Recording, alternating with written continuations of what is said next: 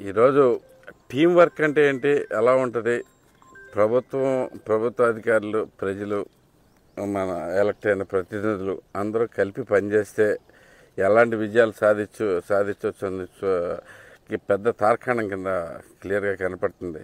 మంచినీళ్ళు వదిలితే ఇంతకు ముందు సంవత్సరం దాకా పరిస్థితి ఏంటంటే ఇలపూరు దాకా అసలు నీళ్ళు చొక్కొచ్చే అవకాశం లేదు. రామాపురం దాకా కూడా వచ్చేది కాదు. లాస్ట్ టైం కూడా చూశాను నేను.